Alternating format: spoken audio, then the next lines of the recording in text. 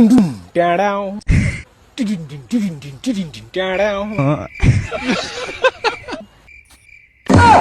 শালা আসার সময় পেলো না, 10টা মুরগির বাচ্চা মেরেছে, আমি ফেলে দিয়ে 15টা লিখতো, 5টা বিক্রি করে আমার পরে পয়সা ইনকাম হয়তো। দাঁড়ান কোথায় ফেলাইছেন? মরা মুরগির বাচ্চা গালালি আপনি কোথায় ফেলাইছেন? না না, তেমন কিছু ব্যাপার না, আসলে মুরগি এখানে 10টা মরিয়েছে আর আমি খাতাতে 15টা হিসাবে তুলেছি, ওর লাগে আমি লক করে ফেলে দিতে জন্য। আপনি কি ফার্মার না তৃণমূলের নেতা? এটা কি সরকারের প্রকল্প পেয়ে গেছেন নাকি যে শুধু চুরি গেলিছেন?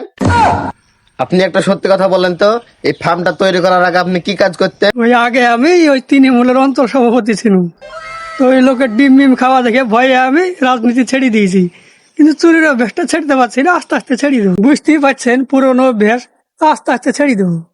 চোরের দল শালা। হ্যাঁ ঠিক আছে, আস্তে আস্তে ছেড়ে দিয়ে ওটা ভালো হবে। কি বাবা, মুরগি ছোট ছোট লাগছে, ঠিকঠাক খাবার দিচ্ছেন না নাকি? চলেন দিনে ওজনটা চেক করি। ই শালা সুপারভাইজার না বিজেপি সরকার? আমার দুর্নীতি ধরা লেগে একবার উঠে পড়ে লেগেছে। চলেন ওজন চেক করবো, বুঝছেন? চল।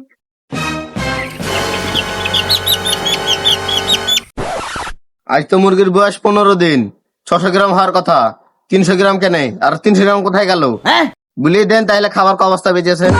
আরে না না, খাবার টাবার বিক্রি করেনি, এখন গরমের সিজন চলছে তো, তাই মুরগি খুব ঘামছে, স্যালাইন ট্যালাইন দেওয়া হয়নি, তার জন্য ওজন কম কম লাগছে। মুরগি চুরি, খাবার চুরি, আমাদের কোম্পানিতে আপনার মতন আর 5টা যদি ফার্মার থাকে তো রেল স্টেশনে হকার উচ্ছেদের মতন আমাদের কোম্পানিও উচ্ছেদ হয়ে যাবে।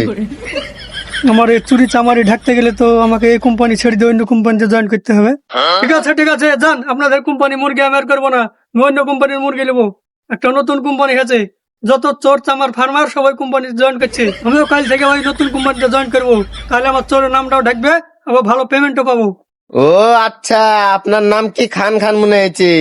চুরি করতে যায় প্যাকেটে যান, যেদিকে ডাল ভাত সেদিকে গড়িয়া যান, আপনার নাম বদলু খান।